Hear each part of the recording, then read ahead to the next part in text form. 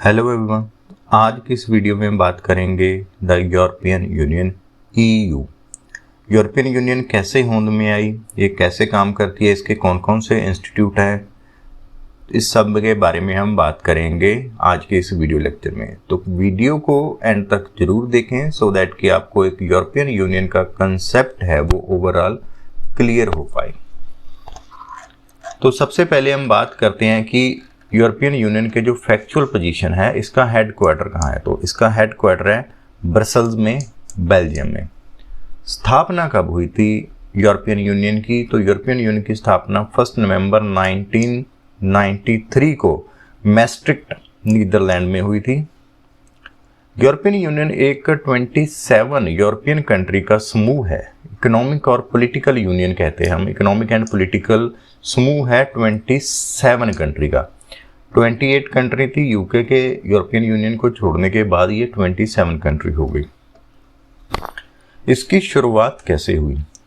इसकी शुरुआत हुई सेकेंड वर्ल्ड वार के बाद, जब यूरोपियन कंट्री में जो ब्लडी वार चल रही थी उसको ख़त्म करने से पर्पज से European coal and steel community की शुरुआत हुई।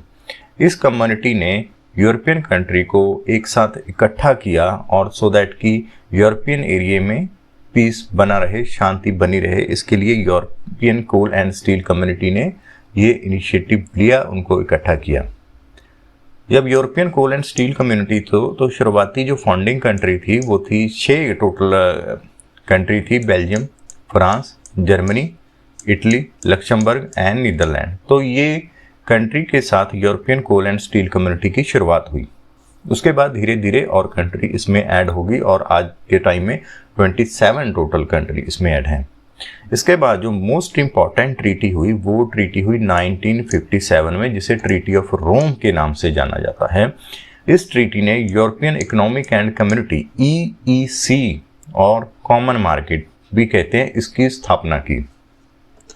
यूरोपियन इकोनॉमिक कम्युनिटी, जिसको बाद में यूरोपियन कम्युनिटी के नाम से EC से भी जाना गया।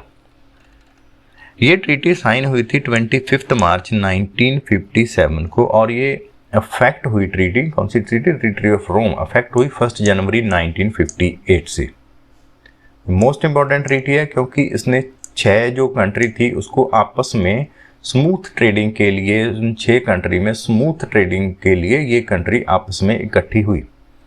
इस ट्रीटी ने कॉमन मार्केट थी, कॉमन मार्केट उसको क्रिएट किया, जिसमें फ्री मूवमेंट, किन 4 चीज़ों की फ्री मूवमेंट थी? गुड्स, जो वस्तुएं एक कंट्री से दूसरी कंट्री में, 6 कंट्री जो मेंबर कंट्री हैं इसमें से एक कंट्री की जो वस्तु है, गुड्स है, वो एक दूसरी कंट्री में जा सकती थी फ्री इन द सेंस उसमें कोई ट्रेड बैरियर नहीं था, कुछ और रिस्ट्रिक्शन नहीं थी। उसके बाद लोग आ जा सकते थे इन 6 कंट्री में। सर्विसेज थे और कैपिटल था, कैपिटल मार्केट थी, वो इस 6 कंट्री में फ्री में मूवमेंट करती थी। Common market country, in common market the country those who signed the treaty agree to align their economic policy. Common market में जिन कंट्री ने रोम की ट्रीटी साइन करी थी, 6 कंट्री ने, उन्होंने आपस में जो पॉलिसी थी, इकोनॉमिक पॉलिसी थी, उसको एक दूसरे की पॉलिसी के पैरेलल ही एक दूसरे की पॉलिसी के साथ अलाइन करने के लिए इसको साइन किया था ट्रीटी को, और सो दैट कि एक create single economic area with free competition, single economic area create हो सके, ऐसी ट्रीटी जो कंट्री ने साइन की थी, ये ट्रीटी उन्होंने ऐसी अपनी जो पॉलिसी थी वो बनाई, सो दैट कि एक फ्री इकोनॉमिक जोन है, एरिया है, वो फ्री कंपटीशन वाला जोन है, वो क्रिएट हो सके। इस ट्रीटी से सर्टेन पॉलिसी थी जो स्टार्टिंग पॉइंट से ही बनानी थी, जो जॉइंट पॉलिसी थी, जिसको हम जॉइंट पॉलिसी कहते हैं, जो स्टार्टिंग से ही बननी थी मेंबर कंट्री के बीच में, जिसमें common agriculture policy, common trade policy, transport policy. For example के लिए एक कंट्री की पॉलिसी, जैसे कि हम बात करेंगे कि अगर हम फ्रांस की पॉलिसी, जिस तरह से इकोनॉमिक पॉलिसी फ्रांस की होगी उस तरह से जर्मनी होगी, उस तरह से बेल्जियम की होगी और उसी तरह से इटली, लक्समबर्ग और नीदरलैंड की। तो ये 6 कंट्री की जो इकोनॉमिक पॉलिसी थी, एग्रीकल्चर पॉलिसी थी, वो कॉमन होगी, ट्रेड पॉलिसी कॉमन होगी, ट्रांसपोर्ट पॉलिसी कॉमन होगी, इसमें कोई भी अलग से जो रिस्ट्रिक्शन है वो नहीं होती। रोम की ट्रीटी ने इंस्टीट्यूट एस्टेब्लिश किए। ये एस्टेब्लिश थे council of minister, commission, parliamentary assembly, जिसको बाद में यूरोपियन पार्लियामेंट के नाम से भी जाना जाता है, और द कोर्ट ऑफ जस्टिस। तो इन ट्रीटी में ये 4 जो इंस्टीट्यूट थे वो स्थापित किए गए। रोम की जो ट्रीटी है वो नंबर ऑफ टाइम इसको अमेंड किया गया, इसमें चेंजेस किए गए। तो आज के समय में रोम की ट्रीटी को नाम से जाना जाता है treaty on functioning of European union. European union के जो सिटीज़न हैं, कंट्री के सिटीज़न हैं, वो सिटीज़न कहीं भी एक दूसरे की टेरिटरी में जा सकते हैं, उनको वीज़ा की रिक्वायरमेंट नहीं है। यूरोपियन यूनियन सिटीज़न और यूरोपियन फ्री ट्रेड एसोसिएशन के जो नेशनलिस्ट हैं उनको वीज़े के लिए कोई रिक्वायरमेंट नहीं है, कंट्री से दूसरी कंट्री के लिए जाने की कोई रिक्वायरमेंट नहीं है, और साथ में वो एक जगह से, एक टेरिटरी से दूसरी कंट्री की टेरिटरी में जाके रह सकते हैं, काम कर सकते हैं। उसमें टोटली ही फ्री मूवमेंट है लोगों की, कहीं भी जाएं, कहीं भी रहें, कहीं भी सेटल करें। एक कंट्री के लोग दूसरी कंट्री में कोई किसी प्रकार की कोई रिस्ट्रिक्शन नहीं है। 27 में से जो 19 कंट्री हैं उन्होंने अपनी करेंसी भी कॉमन की। करेंसी उनकी कॉमन क्या है? Euro.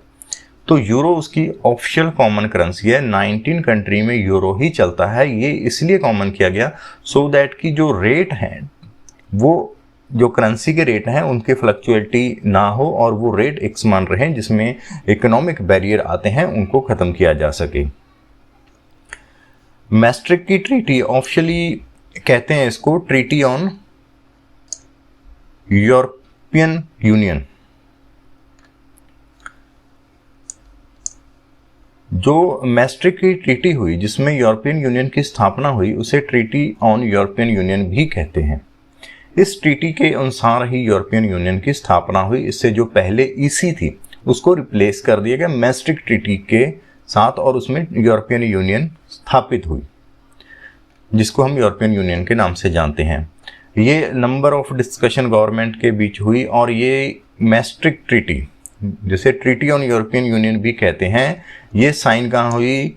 Dutch city of Maastricht में। Maastricht treaty was signed on February 1992. The treaty came into force 1 November 1993. हमने जब शुरू में देखा तो ये जो ट्रीटी है फाउंडेशन हुई 1 नवंबर 1993 में। आप इसमें कंफ्यूज ना हो, जो यूरोपियन यूनियन है उसकी स्थापना 1 नवंबर 1993 में ही हुई जब ये ट्रीटी मैस्ट्रिक्ट ट्रीटी होंद में आई। उससे पहले थी यूरोपियन कोलैंड स्टील कम्युनिटी। उसके बाद इस कम्युनिटी को रिप्लेस किया गया यूरोपियन इकोनॉमिक कम्युनिटी के साथ, कॉमन मार्केट के साथ, और उसको बाद में यूरोपियन यूनियन का नाम दिया गया 1993 में। ट्रीटी में क्या था? ट्रीटी में था, इसमें यूरोपियन यूनियन स्टेब्लिश की गई। इसमें 12 कंट्री ने इस ट्रीटी को साइन किया। रिप्रेजेंटेटिव थे 12 कंट्री ने, जिन्होंने 7 फरवरी 1992 को इस ट्रीटी को साइन किया। और इस ट्रीटी में यूरो की फाउंडेशन हुई, यूरो करेंसी की फाउंडेशन हुई। इस जो ट्रीटी में है वो यूरोपियन सेंट्रल बैंक की ECB की स्थापना भी इसी ट्रीटी में हुई। अब बात करते हैं कि यूरोपियन यूनियन काम कैसे करती है। यूरोपियन यूनियन काम करने का मतलब है कि यूरोपियन यूनियन के डिसीजन कौन लेता है, कैसे इसके डिसीजन होते हैं। तो यूरोपियन यूनियन के जो फाउंडेड हैं, जो यूरोपियन यूनियन के हर एक्शन है, हर एक डिसीजन है, वो किस पे बेस पे होता है? ट्रीटी के बेस पे। ट्रीटी में वो सब कुछ दिया होता है, कैसे कौन सा इंस्टीट्यूट काम करेगा, किसकी क्या रिस्पॉन्सिबिलिटी है, कैसे वो कौन से डिसीजन लेगा, ये सब कुछ ट्रीटी में पहले से ही प्री डिटर्मिन्ड होता है, जो प्रॉपरली साइंड होता है हर मेंबर स्टेट द्वारा। तो ये प्रॉपरली जो एक्शन होता है वो ट्रीटी के आधार पे बेस होता है, जो कि democratically by all the EU कंट्री। जो डिसीजन मेकिंग है EU में, वो अलग अलग जो वेरियस इंस्टीट्यूट हैं उसके बीच में वो इंस्टीट्यूट हैं वो उसके डिसीजन मेकिंग या इसके जो प्रोसेस हैं वो फॉलो करते हैं। जैसे कि यूरोपियन पार्लियामेंट है। यूरोपियन पार्लियामेंट है, EU के सिटीजन को रिप्रेजेंट करती है। EU सिटीजन्स हर एक कंट्री के जितने भी साइनिंग कंट्री हैं उनके जो सिटीजन हैं उनके सिटीजन को EU रिप्रेजेंट करती है और ये डायरेक्टली इलेक्ट होती है उन सिटीजन के द्वारा। उसके बाद यूरोपियन काउंसिल। यूरोपियन काउंसिल में होते हैं हेड ऑफ स्टेट और government of EU member state. जो भी देश के हेड हैं वो इसके मेंबर होते हैं यूरोपियन काउंसिल के। उसके बाद आती है the council represent the government of EU member state और यूरोपियन कमीशन, ये रिप्रेजेंट करता है interest of EU as a whole. European commission EU के जो सारे हित हैं, इंटरेस्ट हैं, उनको रिप्रेजेंट करता है। यूरोपियन काउंसिल डिफाइन करती है कि जनरल पॉलिटिकल डायरेक्शन क्या होगी और प्रायोरिटी क्या होगी। काउंसिल क्या डिसाइड करती है, काउंसिल में कौन होता है, head of the state government होते हैं, वो क्या डिसाइड करते हैं कि जो EU है उसके पॉलिटिकल डायरेक्शन क्या होंगे, प्रायोरिटी क्या होंगी। वो लेजिस्लेशन नहीं बनाते, लेजिस्लेशन का काम है पार्लियामेंट का। Generally it is the European commission that propose a new law, European commission है वो नए लॉ बनाने के लिए प्रपोज करता है और यूरोपियन पार्लियामेंट उस पर लॉ बनाती है, काउंसिल उसे अडॉप्ट करती है। जो लॉ बनाने के लिए यूरोपियन कमीशन है वो बताता है, उसके बाद यूरोपियन पार्लियामेंट है, काउंसिल है, उसे अडॉप्ट करती है। Member state and commission then उन्हें इम्प्लीमेंट करते हैं, जो उसके मेंबर हैं और उसके कमीशन है वो उसको इम्प्लीमेंट करता है। तो ये हमारा था यूरोपियन यूनियन के ऊपर। होप आपको ये वीडियो अच्छा लगा होगा। अगर आपको अच्छा लगा है तो इस वीडियो को लाइक करें और चैनल को सब्सक्राइब करें।